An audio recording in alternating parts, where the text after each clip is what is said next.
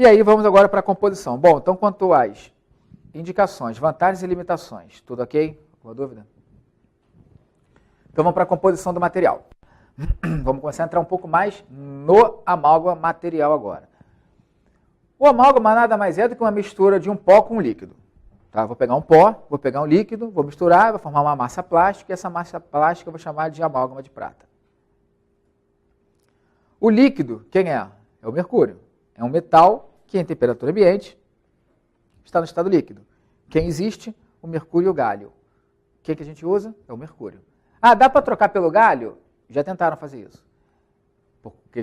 Por causa do motivo das questões ambientais, já tentaram fazer um amálgama com gálio no lugar do mercúrio. O resultado não foi bom, não teve um desempenho clínico satisfatório, tanto que morreu, não vingou essa ideia. Hoje em dia ainda, para se fazer amálgama de prata, utilizado o metal como líquido, o mercúrio. Pó. O pó são partículas metálicas binárias, antigamente, hoje em dia ternárias, binárias, porque a gente considerava principalmente dois elementos constituintes principais, depois um terceiro ganhou uma importância considerável, e aí os amálgamas passaram a se chamar amálgamas de liga ternária. E esse pó a gente vai chamar de liga, tá? Então, posso chamar esse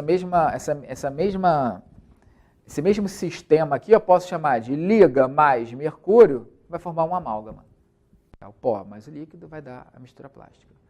Então, olha lá, uma mistura do mercúrio líquido com as partículas sólidas de uma liga, contendo prata, estanho e cobre, além de outros elementos, entre os quais se destaca o zinco. Então, esses são os principais elementos metálicos da minha liga de amálgama. Tá? A prata, que é o mais comum, daí até o nome, amálgama de prata. O estanho, bastante importância também. O cobre ganhou uma importância com o passar do tempo, e hoje em dia é quase que unânime você ter uma liga ternária com os três. E o zinco também tem uma importância significativa, a gente vai falar sobre ele também, especificamente depois, isolado em alguns slides. A especificação número 1 da ADA. A ADA é um órgão americano que faz a grosso modo, é um órgão americano que faz um controle de qualidade, que dita umas regras. Tá? A indústria vai e lança um produto de amálgama de prata, por exemplo. Para que leve a chancela lá aprovado pela ADA, tem que seguir os princípios que a ADA preconiza, como, por exemplo, tenha um escoamento de tantos micrômetros no período de tanto, tenha uma alteração dimensional de tal volume quando considerado um volume de material X. Enfim, tem uma série de regras que vai nortear a qualidade daquele material. Se a indústria produziu um material, submeteu a todos aqueles testes preconizados pela ADA, foi aprovado, sim, então olha lá, chancela aprovado pela ADA. É como se fosse um selo de qualidade de um órgão conceituado. Tá? E a especificação número 1 da ADA, ela tem várias especificações. A número 1, que é do amálgama de prata, exige que as ligas de amálgama contenham predominantemente prata e estanho. Era a chamada antes de liga binária. Então, a prata e o estanho são os materiais são os metais mais comuns e mais frequentes dentro da liga. Não existe uma especificação para uma liga de baixo e uma liga de alto teor de cobre. Ou seja, a ADA não tem lá a especificação dela, a especificação número 1 de amálgama de prata. Não existe a especificação número 2, que seja amálgamas com baixo teor de cobre, e a especificação número 3, estou dando números, estou inventando números aqui, que seja uma restauração de alto teor de cobre. Não, isso não funciona. Tá, okay? É uma especificação única, tanto para a liga com baixo como para a liga com alto teor de cobre. E aí, olha lá, números lá do livro do Anusavice. A prata, eu tenho que ter pelo menos 65% da composição da liga, o estanho, no máximo 29%, o cobre, menos de 6%, e o zinco eu tenho até 2%. André, é importante decorar esses números? Você já viu alguma questão que perguntasse qual a porcentagem da composição desses números aí? Olha, nesse slide aqui, o número mais importante é o do cobre. Tá?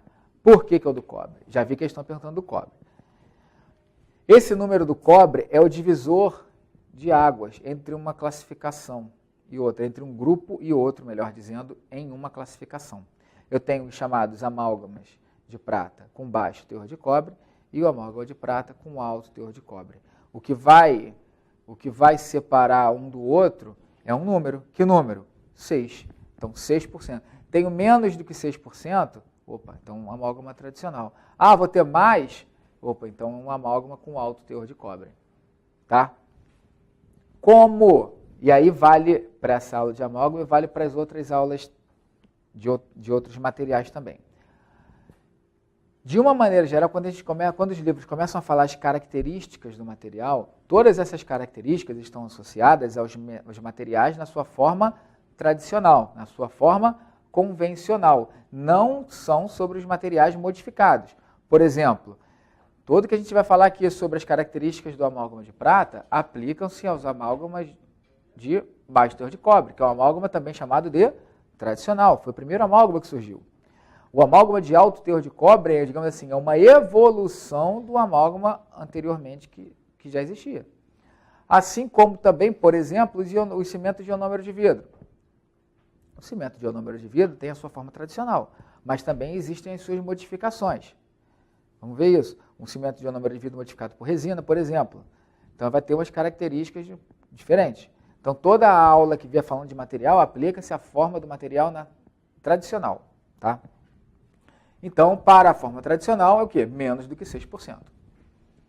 O mercúrio e o galho são os únicos metais que estão no estado líquido à temperatura ambiente, já comentei, permitindo assim a formação de uma massa plástica. Tá. Atenção, mais uma coisa que eu vou chamar a atenção para vocês aqui. Ó. O zinco até 2%. Ah, André, eu já escutei falar que o número do zinco, a porcentagem do zinco também é uma coisa importante. É uma coisa importante, vocês vão ter que saber qual é esse número, mas não é o 2. Há um outro número mais importante que vai ditar uma característica do amálgama quando tem zinco mais ou menos do que aquela quantidade. Tá? Mas olha só, então, mesmo tendo o zinco, tendo bastante quantidade de zinco, no máximo até 2%, não passa disso. E esses são os principais metais. Existem outros metais? É lógico que existem outros metais, mas não em quantidade significativa, tá? E nem de caráter tão importante assim. Ok? Quanto à composição? Depois a gente vai ver, daqui a pouco, ainda dentro do assunto de classificação, a gente vai ver as reações estequiométricas, as reações químicas do amálgama de prata. Tá? Mas não é na composição. Então, vou seguir. Classificação. As classificações das ligas podem ser de alguns tipos. Tá? 3 tipos, mais especificamente, que a gente vai classificar as ligas de amálgama. Primeira classificação é essa que está aqui, ó, quanto ao formato de partículas. Ok? Então, ele vai classificar quanto ao formato da partícula. O que tem dentro da partícula não me interessa. Me interessa o que aqui? É o formato da partícula. Uma outra classificação, eu não quero saber mais qual é o formato. Eu quero saber o que tem dentro daquela partícula ali. Qual é a composição daquela partícula ali no quesito cobre. Bom, a gente já viu que o cobre tem uma função importante, o 6% divide ali entre alto teor de cobre e baixo teor de cobre, e eu quero saber então se aquela partícula, qual é o conteúdo de cobre dela ali. Tem mais ou tem menos do que 6%? Isso aí vai ser uma classificação. Quanto ao conteúdo de cobre. Não me importa o formato. E existe uma terceira classificação, que é quanto ao zinco, quanto à presença ou não do zinco, que também é mais ou menos a mesma coisa que o cobre. Vai ter um númerozinho lá determinado, que a gente vai saber se ele tem menos ou se ele tem mais daquele número determinado. Ou seja, também está relacionado à composição da partícula da liga. Pouco me importando o quê? O formato dessa partícula. Acontece que, geralmente há uma aspas, coincidência, fecha aspas, que é o quê? As partículas de formato esférico geralmente têm maior conteúdo de cobre. As partículas de formato irregular, do formato limalha, geralmente têm o quê? Menor quantidade de cobre. Ah, mas se eu sou uma indústria e eu quiser inovar, e eu vou produzir uma partícula de formato irregular, mas com um alto teor de cobre. Tá bom, são duas classificações independentes. O que acontece é que há geralmente essa tendência, embora não seja uma regra, de se relacionar partículas esféricas com o conteúdo de cobre. Partículas irregulares quanto ao menor conteúdo de cobre. Tá? Então vamos lá. Partículas irregulares também podem vir com o nome de partículas usinadas ou limalha, nome talvez mais conhecido. A obtenção dessas partículas, como se dá? Primeiramente, vai haver uma fundição dos componentes da liga para a formação de um lingote. Então, obviamente, o metal vai ser fundido, vai estar quente pra caramba, vai ser formado um lingote. Ok. Uma barrinha de metal sólida. Imagina uma barrinha de chocolate, só que de metal. Vai haver, então, esse resfriamento rápido, afinal de contas, para eu conseguir colocar o metal nesse molde, o metal vai ter que estar quente, vai ter que estar fundido, e aí vai haver um rápido resfriamento. Tá. E aí vai haver uma segregação da liga. Tudo bem, nesse primeiro momento não importa, pode fazer assim. Aí depois vai haver o quê? A homogeneização do lingote, que é o quê? Nada mais é do que um tratamento térmico. É pegar essa barrinha de metal, levar a uma temperatura alta por um longo tempo. Tá? Então, olha lá, a liga é mantida a altas temperaturas por 24 horas. Então, fico botando calor ali, naquele lingote. Observação, quando eu faço um resfriamento rápido, que foi feito nesse primeiro momento, no primeiro momento da obtenção do lingote, eu tenho uma distribuição de fases inalterada. E quando eu faço resfriamento lento, essas fases se ajustam para o equilíbrio. Tá? Então, olha só.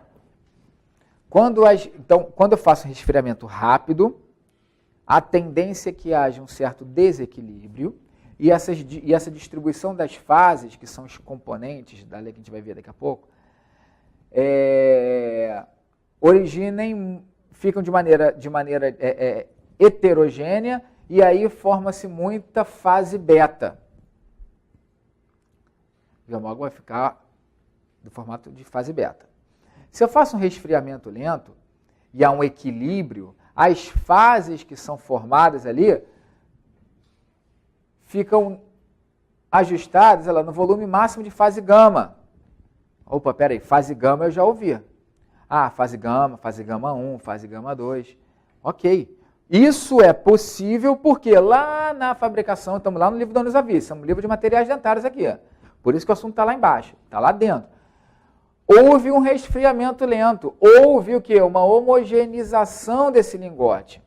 Se eu tivesse pulado essa etapa aqui, fundi, fiz a língua, fiz esse resfriamento rápido e a partir daqui eu vou direto para... Eu não faço esse tratamento térmico aqui, vou direto lá para fazer o amálgama.